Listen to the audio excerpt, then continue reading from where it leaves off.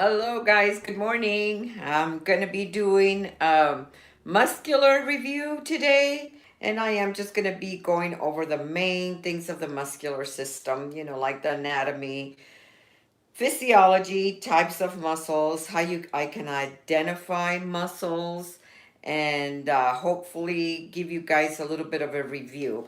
And I do want to try to teach some from my PowerPoint and just some from what I know. And I do teach out of let me see which book, the Massage Therapy Principles and Practice, the Salvo book. And it is the 6th edition.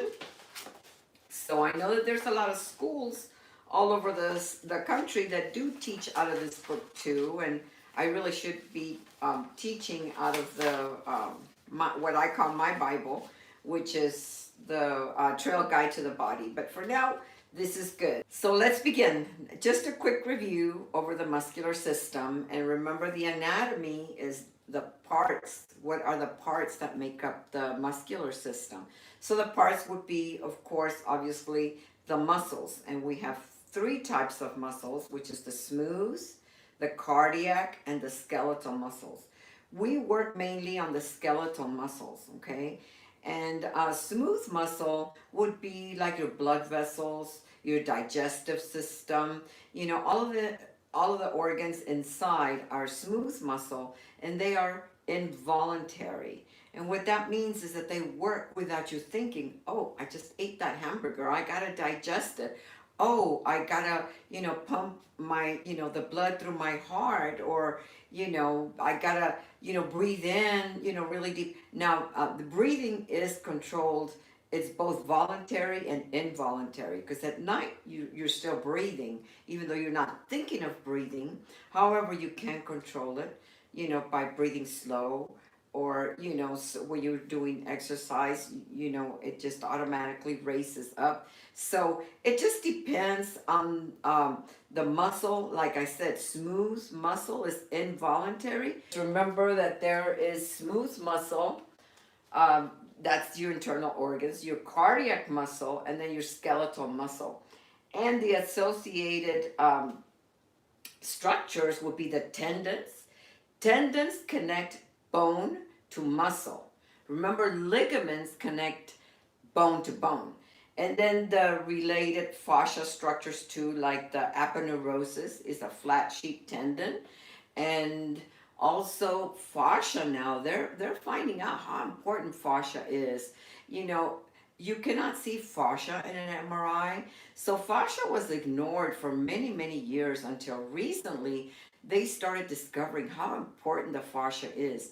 The fascia covers every muscle, from the tips of our head to the bottom of our feet. And in cases that kind of like when you put your sock on your foot and it molds to the shape of your sock, or when you put a pillowcase over your pillow and the pillowcase shapes to the shape of the pillow, or pantyhose. I remember back in the day we used to put on pantyhose and they were so tight and here we are trying to pull them up. Well, that's the way fascia is. It encases every muscle and every body part. We have deep fascia, superficial fascia, and now they're finding out how important fascia really is. I read a very interesting article a couple of months ago where it says that muscles is not the muscles that keep the structure and that make the movement, that they can remove the muscle from the fascia and it'll still function. The fascia will still function without the muscle. So that's some really interesting deep shit. Oh, I can't say bad words. Sorry. Some interesting stuff, that we need to look more into. That's why myofascial release is so very important. So, okay, that's the anatomy, the fascia, the tendons, the flat sheet tendons, the aponeurosis, and the skeletal muscles, okay?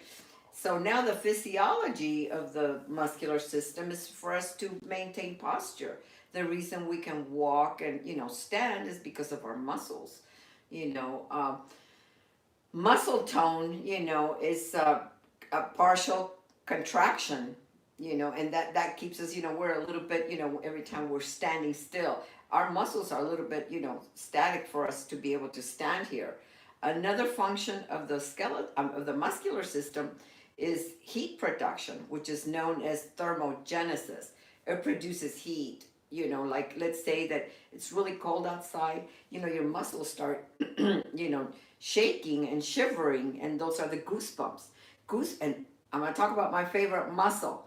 Behind every little goosebump is a little muscle, which is my favorite muscle because it's so small. It's called the erector pili. Erector pili is the muscle behind each little goosebump to make your hair and your skin stand up. Well, it makes your hair stand up. So it was a survival instinct for animals too. I'm sure all of you have seen like a dog or a cat when they're scared, their hair stands up. It's to make them look bigger, and it's also a protective mechanism for them to survive, and for us, now it's to keep us warm. So thermogenesis is heat production, and that's from the muscular system. So now I want to talk about the different fibers, just a quick review. And I don't know if you can see this, but this page right here, I always give it to my students, and it's how the muscles are formed. We have myofibrils, which is the smallest part of the, it's one little fiber, myofibrils first. A lot of little myofibrils get together and then they form a muscle fiber. So then this muscle fiber, there's several myofibrils in there. There's a lot of fibers that get together and they make up a fascicle, So this is a lot of fascicles that are together, and then they make up a lot of fascicles together, make up the muscle. And I'm going to show you an example that I have my students do. Let me show you guys now. I'm going to show you guys how the fibers work. I got it all set up here just to show you guys. So let's pretend that this is the myofibril. Okay, it's one little strand. These are my muscle fibrils with a B-R-I-L. So I'm going to take one apart. So pretend that this is myofibrils, okay? So it's just one little strand each. And then if you put a lot of these together, if you get a lot of myofibrils together, they make up a muscle fiber, okay?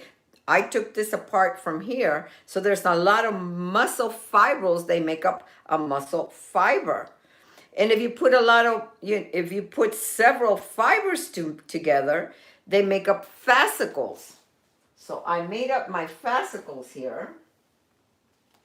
So these are muscle fibers now, and they make up fascicles. Okay, so let's say we have more than 10 fascicles together. And you put them all together, and that makes up a muscle. And that's how that's how muscles work. We have the real thin myofibrils. A lot of them are together, bundled up together. They make up a muscle fiber. And then a lot of them are together. They make up a fascicle. And then a lot of fascicles together makes up the muscle. And then you have your tendons at the ends. Tendons attached, like if this was my biceps, the tendon would be right here and then right there. And, so that's how they attach to the bone. They attach through tendons. So that was my little example to show you guys. I usually have the students do like a project, with this to make up a muscle. So they can kind of grasp the idea that muscle is made up of a lot of fibers. And this is why it looks like, you can pull it apart even when you cook chicken, or, you can pull up the muscle fibers. So that's how that works. So let's see, what is next? Remember that there's two protein filaments, the myosin and the myosin, and there's tropomyosin, sarcomeres. Okay, let me get a little bit. Actin and myosin.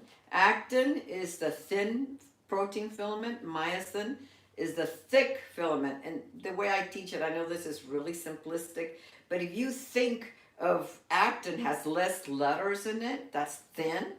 And myosin has more letters in it, so that's the thick filament. Okay, they're nothing more than proteins that help, the sarcomeres and all that, to move. So I don't want to get too much into the chemistry of it. I'd rather spend time on other things. So let me see.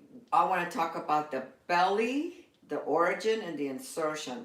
So remember that the origin is where the muscle originates, and it's usually the one that's least movable.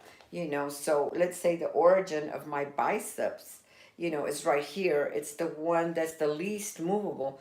The insertion is usually the more distal, and it moves towards the origin. Okay, the belly, of course, is the biggest part. It's the belly, kind of like your belly's in the middle of your stomach, of your body. Well, the belly of the muscle, it's in the middle of the muscle. Okay, so origins are less movable, more stable. Thus, the reason why a lot of times they're tighter. And I always say in my videos, make sure you work the origin and the insertion, because the origins are doing a little bit more work, keeping the muscle from moving and take a lot more force. And insertions are more distal, okay? And insertions move towards origins, okay? And remember Hoji, first, what's closest to the middle of your heart? What's closest to your heart? That's the H. The O would be the origin. The J would be the joint that crosses, insertion. So Hoji, heart, origin, joint, insertion. That's a way to remember, the muscles where they originate and where they insert. I should have moved my desk more that way because I'm losing you here sorry. So let's see, what else is important? Okay, I want to talk about the neuromuscular junction. Okay, the neuromuscular junction is where neuro means, from the brain, from the nervous system. Muscular means from the muscle. So the neuromuscular junction is where the nervous system meets and unites with the muscle. Okay, so acetylcholine is the neurotransmitter, and so you have your axons. Axons are really long. So each little muscle fiber has a neuromuscular junction. So that means that they have the nervous system is like, they look like little fingers, and this is the muscle. So it kind of almost touching, but not quite, because acetylcholine releases, and then the muscle takes the information. That's why the muscles are able to react and to be excitable, to react to the brain, the messages from the brain. And you have the motor end plate, which is the folds of the muscle. There's little folds where the acetylcholine is, going to be transferred from the nervous system, from the axon. Let's see, what else? Yeah, I don't want to get into the chemistry because it's just too much for me and for everybody. But I want to talk about the muscle types. There's two types of muscle types: white muscle and red muscle. And I'm sure all of you are familiar with that, because I'm sure all of you have eaten turkey or chicken, and you can see that, some people like the red meat because it's a little more tasty. It has more myoglobin, mitochondria, which means, it's red in color. And then the one that doesn't have as much mitochondria is the white, like the breastbone, or the breast of chicken. So that's the white muscle. And let's talk about slow twitch and fast twitch. Slow twitch means that it contracts slowly, and it stays.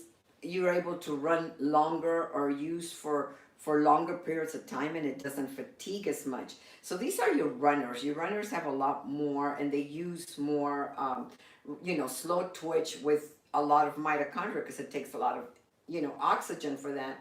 And then the fast twitch means that it's twitching really, really, really fast, but it also burns out really fast. So you run out of energy, like that would be the white meat. you don't run on, on the chicken breast, you run on the red, on the slow twitch, because you can go longer periods of time. The white meat doesn't have as much energy and it burns too fast and it runs out of gas. So that's the difference with that. Let's talk about isotonic and isometric. There's two types of isotonic contractions. Isotonic means that you are, that the muscle is either shortening or lengthening. So concentric means it's concentrating, the muscle is getting shorter. Okay, that's an isotonic contraction. And eccentric means that it's getting longer. Okay, so concentric it's shortening, getting shorter. Eccentric is it's opening. And isometric, it means that the muscle is not changing, either getting longer or shorter. So let me give you an example. All of you go like this. Like if you're pushing your arms, or, like here, using force here, you're using force, but your muscle is not shortening or lengthening. It's just, you're still using force, but it's not getting longer and it's not getting shorter. So that's isometric. Let's say you run out of gas, and well, this used to happen in my day. I don't know if it happens nowadays. But I remember we all had to get out of the car and push the car. And we're pushing the car, but you're not doing this. You're not lengthening and shortening your muscles. You're just pushing. That's isometric. When you're not changing whether it's longer or shorter, that's an isometric. Okay? So concentric is shortening. Eccentric, it's lengthening the muscle. Isometric does not change either too short or long. Okay? My throat is really dry today. Okay, so now let's talk about the shapes of the muscles. There's different shapes. There's the parallel, convergent, spiral, circular, pennant. So I have a picture here, but let me see. I'll show you from the book. See if you guys can see this. So these are the different shapes of the muscles. So right here you have the parallel. Parallels that all the fibers are running the same way, like the sartorius and the rectus abdominis. Okay, these are the fibers are going the same way. Convergent, like the pectoralis major, is they converge into a thinner one. It's very thick here around the sternum, and then it converges and inserts on the humerus, and it becomes smaller.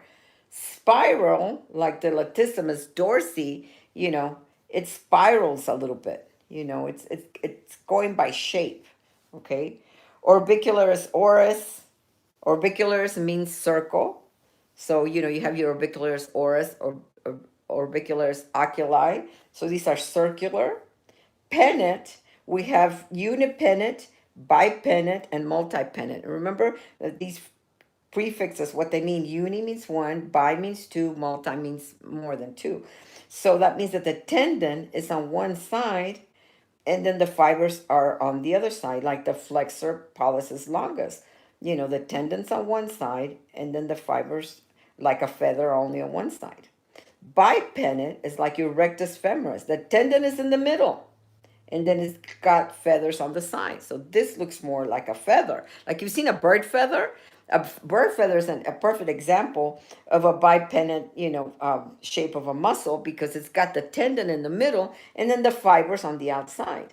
Multipennant, like the deltoid, it's got several tendons. They said, I read recently that if they would have discovered the deltoid many years ago, like they would have named it different, because it is really three muscles, just kind of like the gluteus maximus, minimus, and medius. They should have really named the deltoid, three different names, because it's not just one, even though we do have an anterior, mid, and posterior, but deltoid is really more like three muscles. But anyway, this is the shape of the muscles, and that's how they're named. Now I'm going to show you how they are named. Let's see how they are named by, different ways. Location. Oh, So some of the muscles are named by their location. I know it's really confusing and it's a lot to take in, but if you learn these rules, it'll help you remember some of the muscles. And remember, there's 640, but we don't have to learn all of them, thank God. We learned the major muscles, okay? So they're named by location, like temporalis. Think of the temporalis muscle. If you know your bones, you'll know that the temporalis muscle lies over, the temporal bone. So that's one way that they name muscles. The other way is by shape, like the trapezius. The trapezius muscle looks like a trapezoid, so it's named by its shape. Another way that they name them is by size, like gluteus maximus. And you know that I want to show you that if they have a maximus there, then you know there's going to be a minimus. Otherwise it would just be, gluteus. So if they put gluteus maximus, that's a clue that there's a minimus. If there's a teres major, there's going to be a teres minor. Otherwise, it would just be teres. That's another way to start thinking. Like if they have serratus anterior, that tells you there's going to be a posterior. Serratus anterior and serratus posterior. If they tell you serratus posterior superior, that means that there's a serratus, posterior inferior. Otherwise, it would just be serratus. So they give you clues. If there's a gluteus maximus, then there's going to be a medius and a minimus. Okay, so that's by their size. Another one by the direction of the fibers, like the rectus femoris.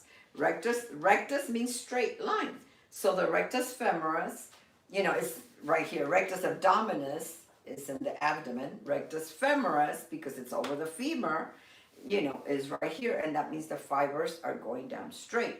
That's another way that they name muscles.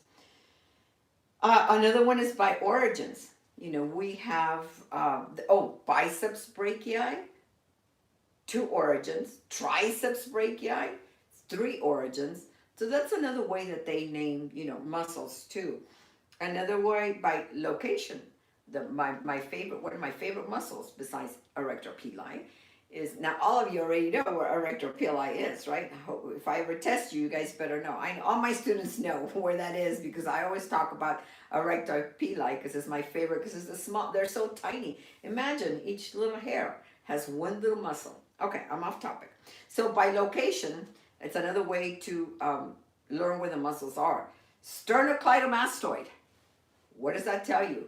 Sterno by the sternum, cleido by the clavicle, mastoid by the mastoid process. So some of them are named by where they are located. So if you know your bones, I always say it's so important to know the names of the bones of the skeletal system. Remember, 100 are already in your hand and feet. So you really basically only have to learn 106. Another way that you name muscles is by their motion. Okay, so like flexors, extensors, abductors, adductors, So remember, if you have flexors, if they're called flexors, then you're going to have extensors. Remember, flexors are in the part of your arm that don't have any hair. Extensors are usually in the part that has hair. Same thing, abductors is like when you're abducting away from the midline. Adducting are adductors. So sometimes they're named by, by their motion, by what they do, by their function. So, let's see. I'm talking too fast. I need to slow down. Let me make sure I've covered most of everything. Oh, no, I haven't talked about agonists, synergists, antagonists. Okay, so the prime movers are the ones that do the main movement. Remember, muscles work in pairs. It's really rare that one muscle moves by itself. Muscles is what moves the bones. That's what moves the bones. Bones can't move by themselves. That's why it's so important to really work on the muscular system and release the muscles. So you have your prime movers, also known as agonists. And then you have your antagonistic muscles, okay? They oppose, they lengthen while the prime movers do their job. They work together. And I've given this example many times. You've got your bicep, right? Your bicep is tightening, so your tricep has to, to relax to allow this movement. And then your tricep gets tight to extend it, and your bicep needs to, to relax. So they work in conjunction. It's the Tai Chi thing I've been teaching. Everything has, a balance.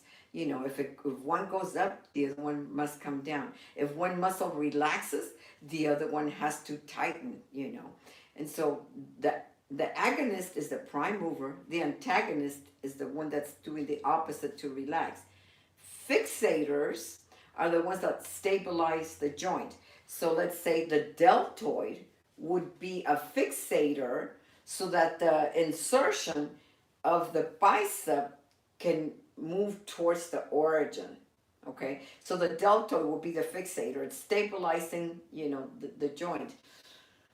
We have synergistic muscles that help the prime mover, like the biceps brachii helps the brachialis underneath to help with flexion. So they assist each other. The main flexor really is the brachialis, and it's a little bit bigger. It's the one that pops your biceps a little bit more. It makes it look like your biceps are really big, and it's because the brachialis is really underneath, and it does more work. So that's actually the prime mover. But so anyway, just know that muscles work together. One has to relax while the other one contracts. One has to hold the joint steady, and the other ones have to assist.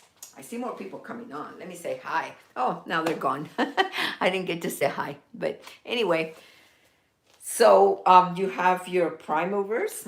It's very important for you to know the origins. The insertions are more distal, the belly, the prime movers, the antagonistic muscles, the synergistics that assist, and the fixators, because they hold the joint steady, for us to move. Oh, I didn't talk about the properties of the muscle. So I have this little rubber band here.